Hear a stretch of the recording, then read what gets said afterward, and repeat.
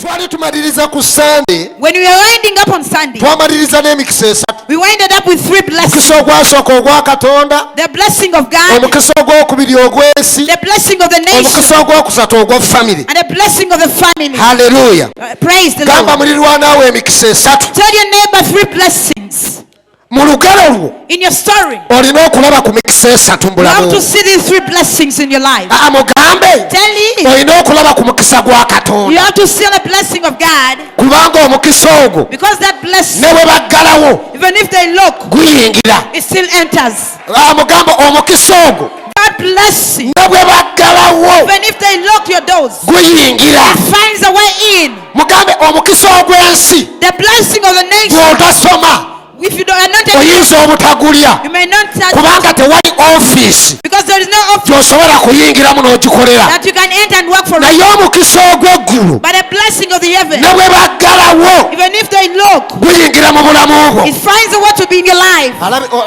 Alabika oyo takutegeera bulungi. This one is not understanding the blessing. Funayo omuntu gw'olaba asobola okutegeera Get someone who can ky'oyogera. understand what I'm talking about. Omugambe Tell him. emikisa twayogera ku We esatu. talk about 3 blessings. Ogwasooka The first one, omukisa gwa the Katonda. blessing of God. There is a blessing of God. Waliwo omukisa gwa Katonda. Ogwokubiri The second one, omukisa ogw'ensi. the blessing of the nation. Eggwanga nga Uganda A nation like lirina Uganda emikisa gyalyo. has its own blessing. Ogwokusatu The third one, mukisa gwa the famire. blessing of the family. Naye olwaleero But tonight, njagala okubuulira ku I mukisa want to talk about a blessing ogwa Katonda. of God. Omukisa ogwo That ne blessing, bwe baggalawo olugi even if they lock the door, guyita mu kamooli. it passes in the ventilators. Akamooli ne bwe bakaggala Even if the ventilators are closed, guyita mu ddirisa. it passes through the window. Ne bwe baggala eddirisa If they lock the window, guyita mu bituli it by'ebbaati. in the way of the iron sheets.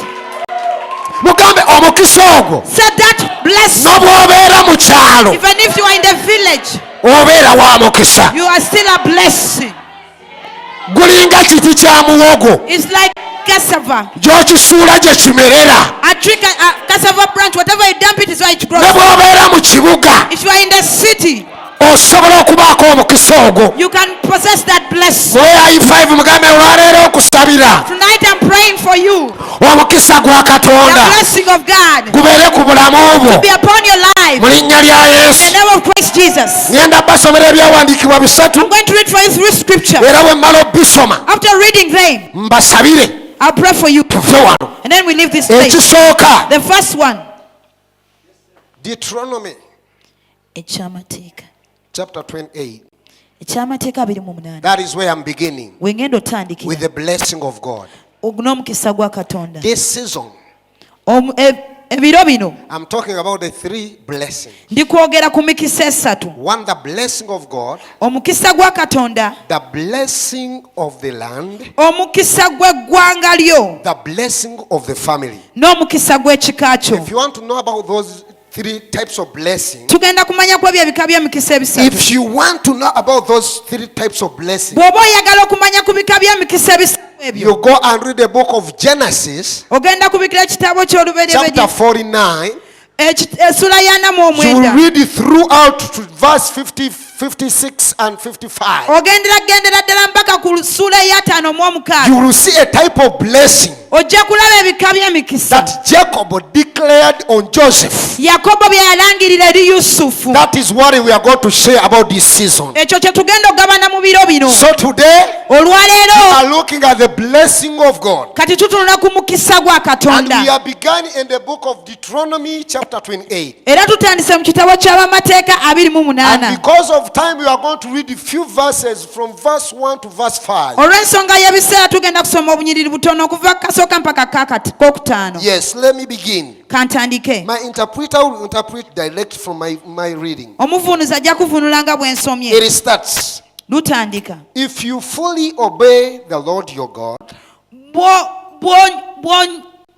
bw'ogondera Katonda wo mu bujjuvu carefully and follow all his commands I give you today, n'obwegendereza n'ogoberera ebiragiro byo, the Lord your God will set you high above all nations on the earth.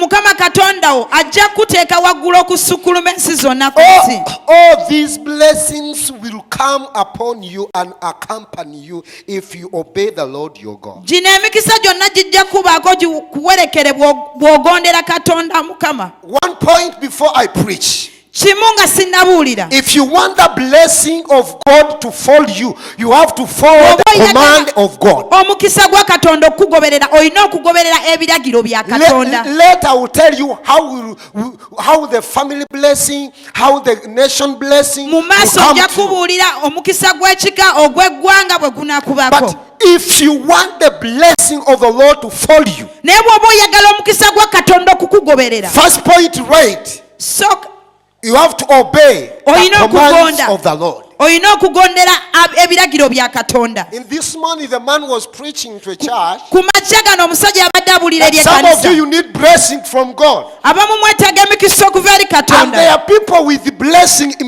amidst you. The blessing of God rests on them. Mu masekati gammwe mulimu abantu unless you obey the blessings of those people they can give you, you will never get the blessing from God. Okujjako ng'obagondedde tolisobola kufuna mukisa gwa Katonda okuva eri bo. One man said the anointing you obey is the anointing that works for you. Omusajja omu yagamba amafuta g'ogondera ge mafuta agakukolera.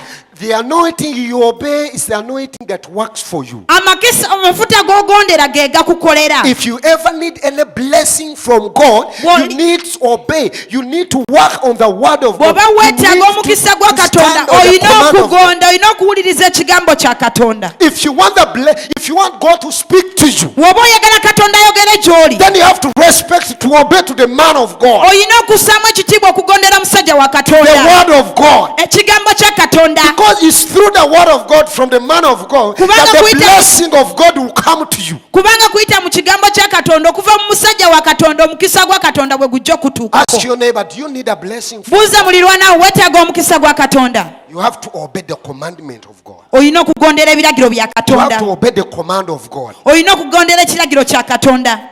And the Lord speaks through his servant. Era Katonda ayogera ng'ayita mu muddu we.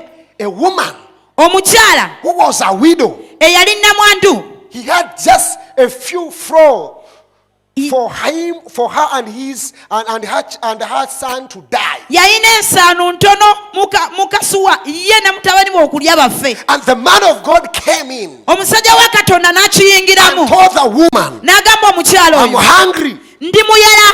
Give me what to eat. Mpe ekyokulya. And the woman said, omukyala n'agamba, I don't have anything. Siina yadde ekintu. I don't have a small flour nina nsaano that ntono I'm going to put together for me to eat and my son so that we die. Ne mutabani wange tulye tufe. And the man said, and the man of God said, give me. Omusajja wa Katonda n'enkaliriza n'agamba mpa. So the woman obeyed. Omukyala ono n'agonda. Then he saw a blessing. Olwo nno n'alaba omukisa. If you want to see a blessing of God, bw'oba oyagala okulaba omukisa gwa you Katonda, have to obey the word of God. olina okugondera ekigambo kya Katonda. It's only 10% that I've understood. Let me speak it again. 10 ku 10 be bakitegedde. If you want to see the blessing of God, bw'oba oyagala okulaba omukisa gwa you Katonda, have to obey the word of God. olina okugondera ekigambo kya Katonda. Some Sundays to come, I will tell you that if you want to get the blessing of the land, Esabbiiti emu ejja kujja mbagambe bw'oba oyagala okufuna omukisa gw'eggwanga lyo, you have to go in to possess yourself where the blessing of the nation is. olina okwesimbawo wennyini ewali emikisa gy'eggwanga lyo. For example, you have to go to school. Okugeza oyinza ogendako, olina okusoma. You never become a judge Tolifuuka if you mulamuzi have not gone to school. nga tosomye. So you'll never be called the minister of finance if you have never gone to a school. Kyojja kuyitibwa minisita ow'ebyenfuna nga tewasoma. You never sit on the committee of KCCA to divide the resources of Kampala if you don't have a degree. Tojja tuula kakiiko akatambuza Kampala nga tolina diguli mu biwandiiko byo. I'll tell you later. nja babuulira oluvannyuma. But today, Naye olwaleero I'm saying, ŋŋamba if you want the blessing of the Lord to come to you, bw'obanga oyagala omukisa gwa Katonda okujja gy'oli, you have to obey the word of God. oyina okugondera ekigambo kya Katonda. And that is why we have a lot of problems. Y'ensonga lwaki tulina ebizibu bingi. We want the blessing, Twagala omukisa but we don't want the word, naye tetwagala and we kigambo don't obey the word. era tetugondera kigambo. But we want the blessing. Naye twagala omukisa, We want God to bless us. twagala Katonda atuwe But omukisa. you will never sit down and ask God, what do you speak to me? Speak to me, oh Lord. Naye totuulangako What wansi should n'ogamba, I do? tunoyogera Katonda waki toyogera nange kiki kye nandikoze. I want to be rich. Njagala kuba I mugagga. want to be a wealthy person. Njagala kuba mugagga nga njogerwako. Manyo Luganda rufu. The word rich and wealthy in Luganda, you interpret it the same, but they are totally two different words. Ebigambo ebyo byawukana. Omugagga asookerwako eyeeyamba ne famire ye n'omugagga amanyikiddwa nga Bill Gates. A wealthy person. Omuntu omugagga ennyo You want to ekisukkulumye. become wealthy, Oyagala kubeera mugagga but you ekisukkiridde. cannot sit down and say, God, speak to me. What do you want me? Naye tosobola kubaako w'otuula n'ogamba Mukama yogera gye ndi, ki ky'oyagala nkole. You never know the day you ask God, I want to be wealthy, because a wealthy person is the person that not just money. Tomanya osobola nsonga Katonda njagala kuba mugagga ekyensusso, kubanga omuntu omugagga ekyensusso kisukuluma ku ssente. A wealthy person is not a rich person. You can be rich and you're not wealthy. Omugagga ekyensusso si mugagga atandikirwako. Osobola okuba omugagga naye nga toli kyansusso. That is a topic of another day. Ogwo mutwe gwa lunaku lulala. But I'm talking about the blessing of God. Naye olwala njogera ku mukisa gwa That is Katonda. business session. Eyo business Call me, I will session. talk about wealthy and riches. Mpita nja kwogera ku byensimbi n'obugagga. But the blessing. Naye omukisa. Let me continue. Kangende maaso. All these blessings will accompany you, come upon you and accompany you if you obey the Lord your God. Gino emikisa gyonna gijja kubaako, gijja kukuwerekera gikugoberere singa ogondera Katonda That is Mukama. verse 2. Olwo lwakubiri. How do you obey the Lord your God? Ogondera otya Mukama Katonda wo? Is obeying the word of God. Kwe kugondera ekigambo kya Katonda. We have people that are going to die in poverty, who are going to die in Tulina humble abantu way, abagenda okufiira mu nnaku mu bwavu because they don't want to obey the word of God. kubanga tebaagala kukola ekyo ekiraga nti bagondera ekigambo kya I told Katonda. one pastor, being a pastor does not mean you don't have to give. Nagamba omusumba omu okubeera omusumba tekitegeeza nti gwe tolina You kuwaayo. go to heaven Ojja genda mu ggulu very well, bulungi as a nnyo poor man. naye ng'omwavu. Because the God's principle, God's word of receiving in the Bible, Kubanga you ennono have za to Katonda give. ez'okufuna mu Bayibuli olina okuwaayo. Then you receive. Olwo n'oweebwa.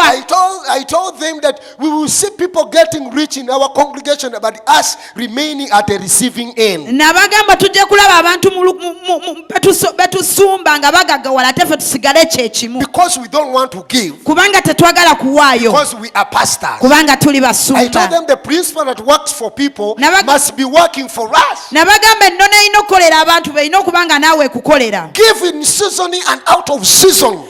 Waayo mu biro ne mu bitali biro. When you don't have and when you have, give. Ng'olina nga tolina era sigala Which ng'owaayo. means you are investing in seasoning and even out of season. Ekitegeeza nti ojja kungula mu biro ne mu bitali biro. So if you don't give even though you pray, Kati bw'otawaayo ne you will bw'osaba not get. tojja kufuna. About declaring a fasting, prayer mountain, novayo ng'otugamba nabaze ne omanyi nina amafuta nabaze ne munyenye eziri ku You know you ggulu. have anointing. Even I counted the stars in the sky. Mukimanyi nabikuliddwa n'omuwendo Do you know, gw'abamalayika I was revealed the number of abali the mu ggulu. angels that are in the heavens. Mukama yandaze abamalayika abali mu Lord Uganda showed me beyasindikamu. the angels that are in Ojja Uganda. kujja ng'omanyi ne munyenye You zonna come even knowing all the stars ng'ozibikuliddwa. when you are being revealed today. Naye osigale ng'oli mwavu. I will step poor. Because you don't give. Kubanga towaayo. I'm so sorry. Nyoreddwa nnyo. Because we are talking about the blessing of God. Nyoreddwa nnyo kubanga twogera ku mukisa gwa Katonda. I have to speak this to you. nina okwogera kino gye muli. If you want the blessing of God, Bw'oba oyagala omukisa gwa Katonda, obey the word of God. gondera ekigambo kya Katonda.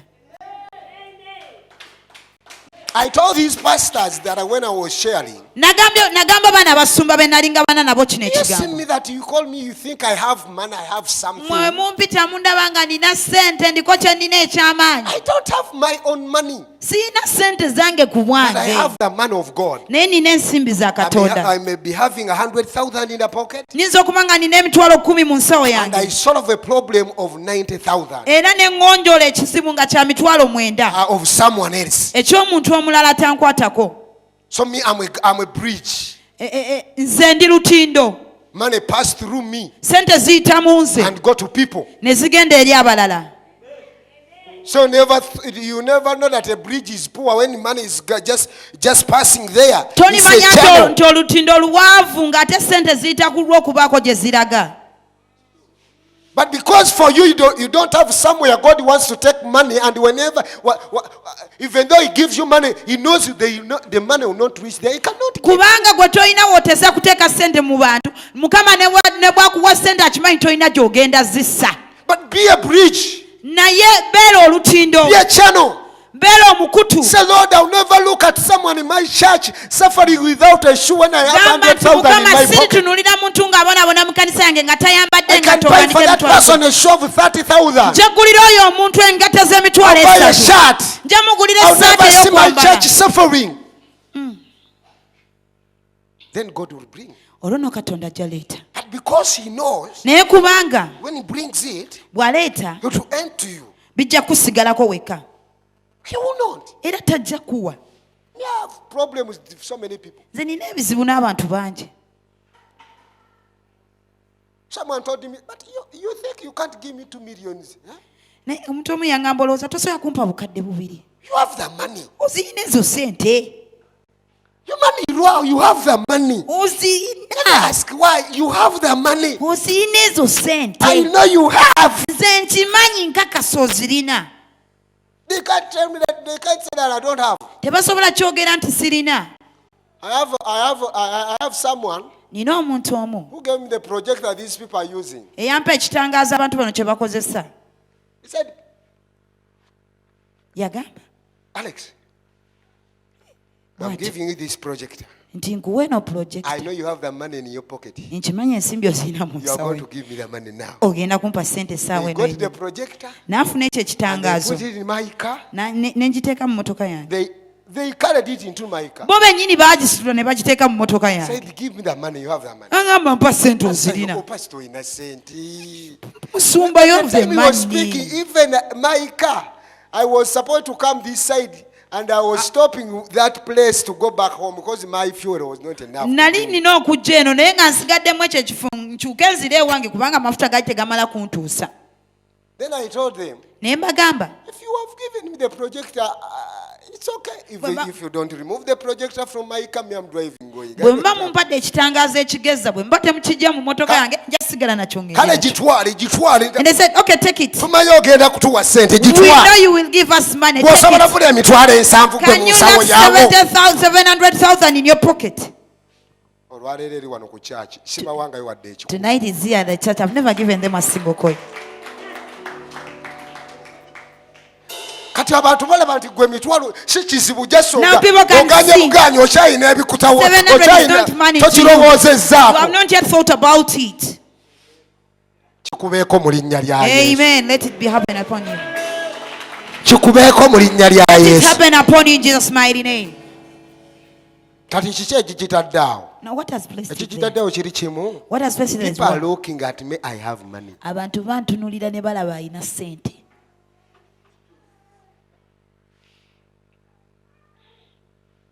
Naye kati gwe ensonga lwaki abantu bakulaba oli mwavu? But the reason why people despise you as a poor person, Kubanga era n'eggulu likulaba oli muki? because even the heavens see you like a poor. Oli mwavu. You poor. Aye my Yesu.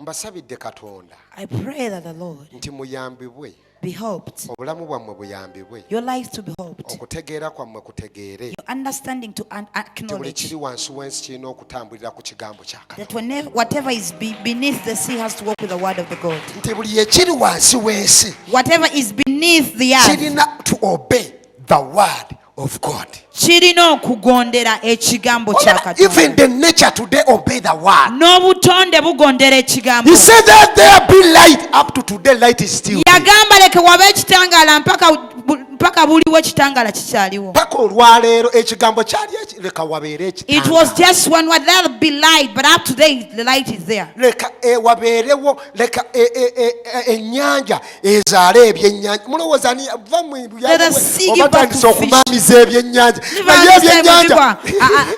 you know they are hatching fish. The Lord said in his word, Mukama yagamba mu bigambo let bye, the sea leka ennyanja produce ezaale sea creatures. eby'omu nnyanja, And the sea produced. era ennyanja n'ezaala eby'omu nnyanja.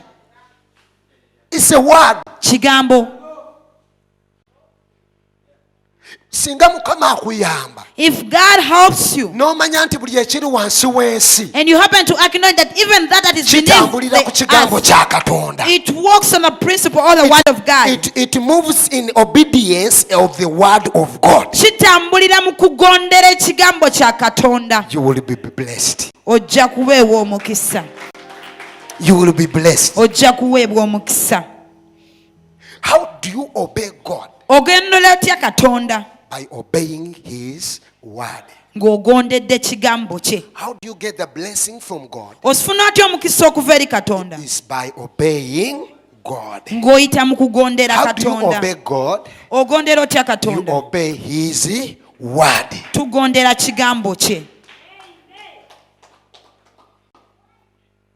Katonda abanyambira May the Lord olunaku help lwaleero. you tonight. Katonda abanyambira olunaku May the lwaleero. Lord help you tonight. Kansome wano mmale mbasomere ekyandiko ekyokubiri Let me tuve finish here and then we go to another scripture. olwokusatu. The third verse. You will be blessed in the city Ojja kuweebwa omukisa mu kibuga and you'll be blessed in the countryside. era ojja kuweebwa n'omukisa mu kyalo. Let me read that one. Kankiddemu. You will be blessed in the city Ojja kuba wa mukisa mu kibuga and you'll be blessed in the countryside. ate era ojja kuba wa mukisa ne mu kyalo.